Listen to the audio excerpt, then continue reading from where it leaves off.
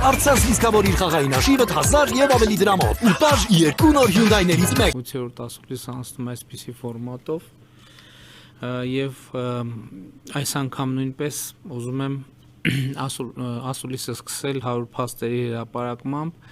Իհարկե բնականաբար այս փաստերի մի մասը կապված են ճգնաժամի կառավարման մեր գործողությունների հետ, իսկ մյուս մասն էլ ճգնաժամի բերումով կարող է մի քիչ հրատապությունը կորցրած թվալ, բայց արձանագրման համար կարծում եմ կառավարության գործունեության շատ կարևոր է եւ այսպիսով ըստ էության այսօրվա ասուլիսը նաեւ պայմանավորված է, նվիրված է հեղափոխության երկրորդ տարեդարձին եւ ես իմիջիայլոց ուզում եմ հիշեցնել նաեւ որ 100 փաստերի հրապարակումը առաջին 100 փաստը հրապարակել եմ հեղափոխության առաջին տարեդարձի կապակցությամբ առիթով հրավիրված ասուլիսին եւ սա էլ երկրորդն է այս ընթացքում փաստորեն սա 4-րդ զեկույցն է 100 փաստ նոր Հայաստանի մասին վերնագրի ներքո եւ այսպես փաստ համար առաջին նոր տիպի կորոնավիրուսով պայմանավորված իրավիճակի հետևանքների չեզոքացման նպատակով կառավարությունը հաստատել է թվով 18 հակաճգնաժամային միջոցառում, որոնցից 7-ը ունեն տնտեսական բնույթ, 11-ը սոցիալական։ Հակաճգնաժամային միջոցառումների շրջանակներում երեկվա դրությամբ, այսօրվա դրությամբ բաշխվել է 84.4 միլիարդ դրամ, որից օգտվել է 48400 իրավաբանական եւ շուրջ 1 միլիոն 100.000 ֆիզիկական անձ։ Հակաճգնաժամային առաջին միջոցառմամբ կառավարությունը սուբսիդավորել է 513 տնտեսվարող սուբյեկտների ձեռք բերած 31.7 միլիարդ դրամ արժեքով վարկերի տոկոսադրույթները, աշխատավարձի եւ հարկերի վճարման նպատակով ձեռք բերված մասը սուբսիդավորվել է ամբողջությամբ, այսինքն վարկը հասանելի է դարձել 0%-ով, հումքի սարքավորումների կոմունալ վճարների եւ սննդի գծով ծախսերի մասը սուբսիդավորվել է 6-ից 10%-ով, այսինքն վարկերը հասանելի է եղել 2-ից 6%-ով։ Վարկի մայր գումարի մարման համար նախատեսված է մինչև 6 ամիս արտոնյալ ժամանակահատված, այսինքն այդ ընթացքում որևէ վճարում անելու անհրաժեշտություն չկա, կամ արտոնությունների այլ պարամետրեր նույնպես կարող են լինել։ Փաստ համար 2 Հակաճգնաժամային երկրորդ միջոցառմամբ կառավարությունը սուբսիդավորել է 8195 տնտեսավարող սուբյեկտների եւ ֆիզիկական անձանց 11.6 միլիարդ դրամ արժեքով գյուղատնտեսական նշանակության վարկերի տոկոսադրույթները ամբողջությամբ, վարկը հասանելի է փաստացի 0%-ով։ Բացի դա կառավարությունը 6 միլիարդ դրամ է տրամադրել բանկային համակարգին գյուղատնտեսական վարկավորում ապահովելու նպատակով։ Այսինքն, քանի որ ճգնաժամային իրավիճակ ունեինք եւ բանկերը այդքան էլ հակված չէին, որ կամ ավելի մեծ ռիսկեր էին տեսնում գյուղատնտեսությունը վարկավորելու համար, մենք բյուջեի միջոցներից 6 միլիարդ տրամադրել ենք բանկերին, որպեսզի նրանք վարկեր տրամադրեն գյուղացիներին, իհարկե բանկերը հետագայում այդ գումարը պետք է վերադարձնեն կառավարությանը։ Փաստ համար 3 հակաճգնաժամային երրորդ միջոցառմամբ կառավարությունը սուբսիդավորել է 24-ից 500 միլիոն դրամ տարեկան շրջանառություն ունեցող 744 տնտեսվարող սուբյեկտների 8.3 միլիարդ դրամ արժեքով արտոնյալ վարկեր։ Վարկերի տոկոսները կկազմեն առաջին տարում 0%, երկրորդ տարում 0%, երրորդ տարում 12%, առաջին 6 ամսում վարկի մարում չի նախատեսվում։ Ուզում եմ հիշեցնել, որ այս ծրագրով մենք արտոնյալ վարկեր ենք տրամադրում այն ընկերություններին, որոնք նախորդող ժամանակաշրջանում չեն ունեցել ժամկետանց հարկային եւ վարկային պարտավորություններ, այսինքն եղել են բացառիկ կարգապահ եւ կատարել են ճշգրտորեն իրենց պարտավորությունները եւ մենք սրանով գնահատանքի տուրք ենք մատուցում այդ ընկերություններին։ Փաստ համար 4. Հակաճգնաժամային 4-րդ միջոցառմամբ մարտի 13-ից ներողություն 25 ընկած ժամանակահատվածում աշխատանքը կորցրած ծնողները ստացել են մինչև 14 տարեկան յուրաքանչյուր երեխայի համար 100,000 դրամ աջակցություն։ Միջոցառումից օգտվել է 2093 քաղաքացի, բաշխվել է 209 միլիոն դրամ։ Փաստ համար 5. Հակաճգնաժամային 5-րդ միջոցառմամբ 2-ից 50 աշխատակից ունեցող ընկերությունները, որտեղ 3 ամսվա ընթացքում աշխատողների թվի և աշխատավարձի ֆոնդի կրճատում տեղի չի ունեցել, ստացել են իրենց յուրաքանչյուր 5-րդ աշխատողի աշխատավարձի չափով դրամաշնորհ։ Այստեղ հաշվարկի որոշակի մեթոդաբանություն է դրված։ Ծրագրից օգտվել է 13934 տնտեսվարողներ, որտեղ աշխատում են 78412 աշխատակիցներ։ Միջոցառման շրջանակներում արդենից բաշխվել է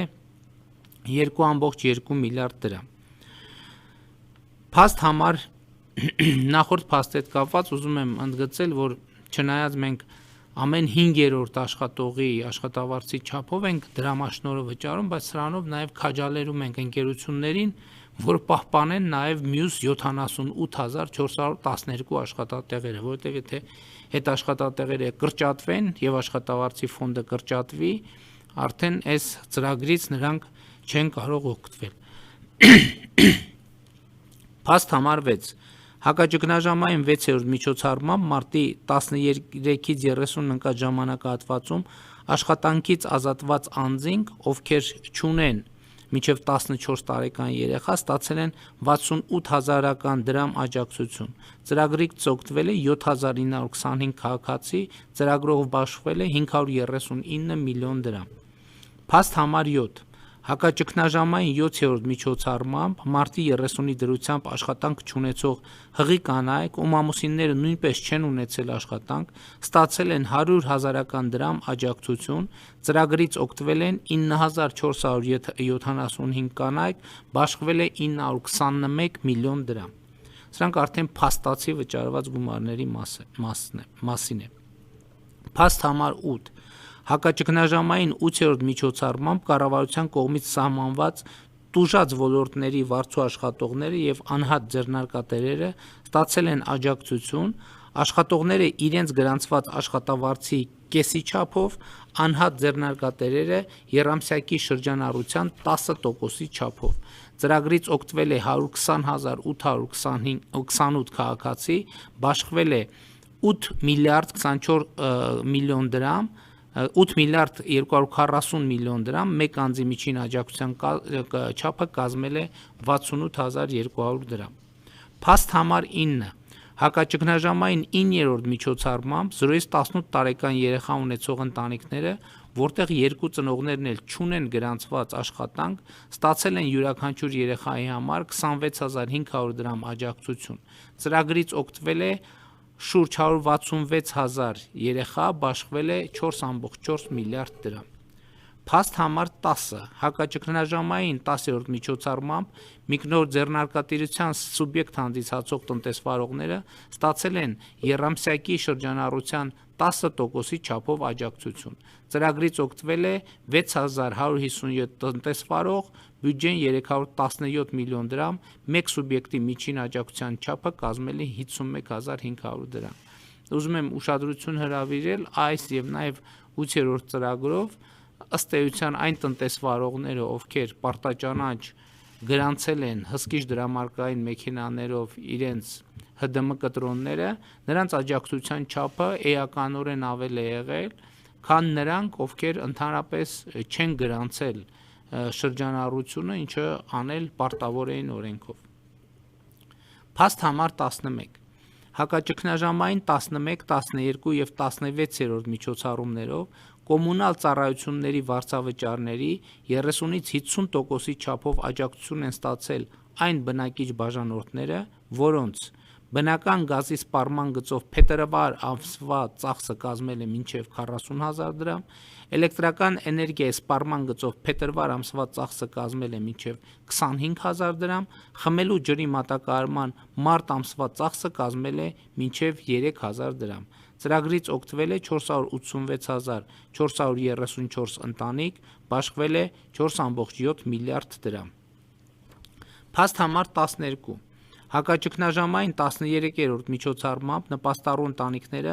ստացել են ամսական նպաստի 50%-ի չափով լրացուցիչ աջակցություն։ Ծրագրից օգտվել է 84.810 ընտանիք, բաշխվել է 1.2 միլիարդ դրամ։ Ուզում եմ հիշեցնել, որ այս ծրագրով նպաստառու ընտանիքներին մի մասը գումարի կանխիկ